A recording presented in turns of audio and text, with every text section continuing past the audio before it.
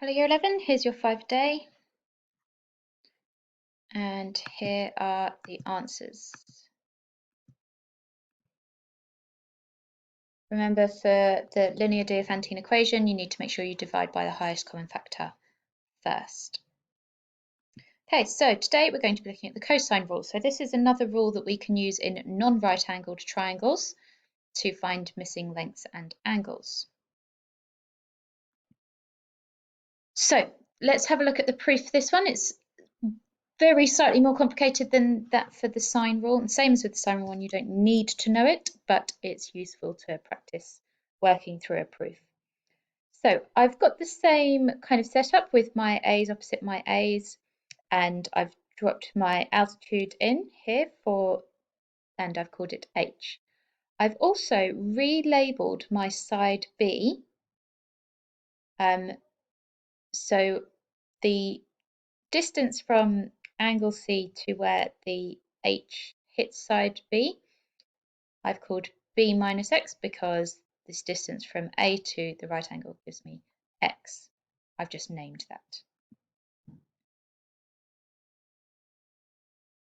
So I can use Pythagoras' theorem in the left-hand triangle first.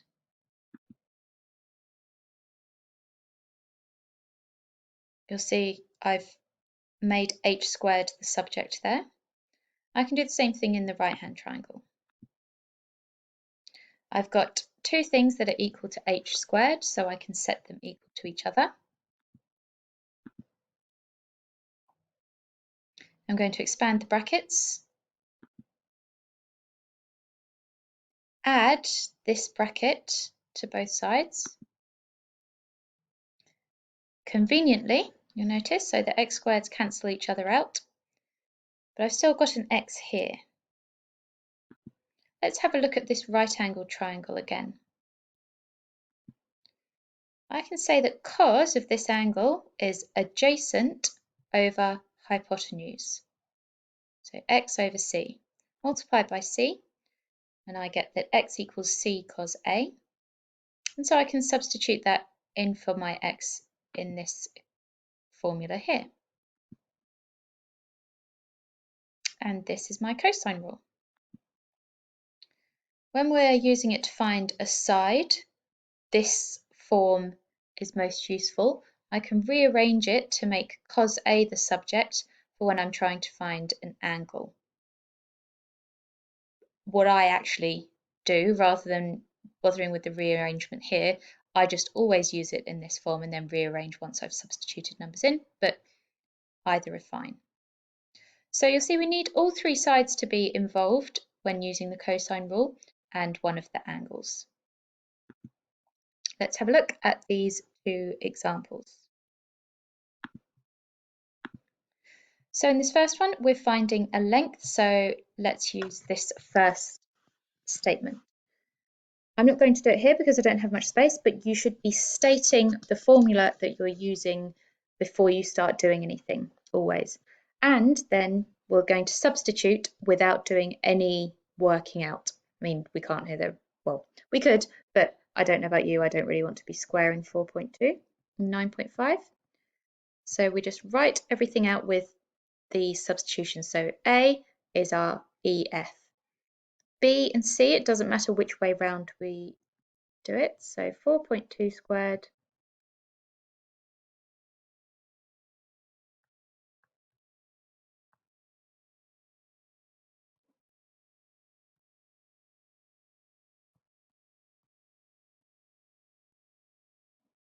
okay, write the whole thing out, and then you're just going to put that straight into your calculator.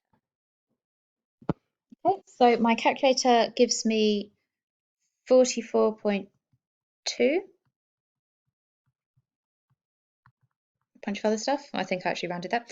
But anyway, 44.2, that's EF squared. We want just EF, so we need to square root to get EF equals 6.6. I've given it to one decimal place because that's what I was given in question. Okay, let's have a look at angle P then. So we're finding the angle, so let's have a go at using the alternative arrangement.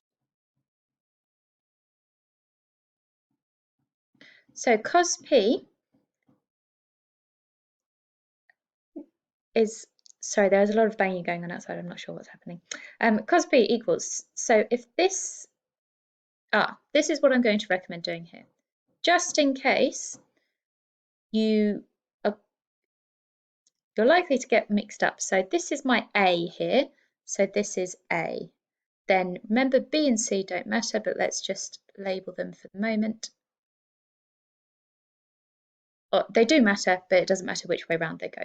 We just know that sides B and C are next to angle A. So this is just going to make it easier for me when I'm substituting things into my formula. So B squared plus C squared minus A squared. So really important, the A squared is being subtracted, and then it's just 2BC in our denominator. Okay, so then that's all written out. You can just type that straight into your calculator. You get 0.887, so on. Now, this is cos of P equals this. That means this should be something that is between -1 and +1. If you have anything greater in magnitude than 1, then you've done something wrong. So that's a good check. So then to find P, we need to do inverse cos of the whole number that's on your calculator. And I get 27.4. I've chosen to round to 1 decimal place because my measurements were given to 1 decimal place. Just check that whether the question asks for a specified degree of accuracy or not. Okay, so now you can do questions 4 to 10 from exercise 13C. Make sure you mark your work and let me know if you have any questions. Thank you.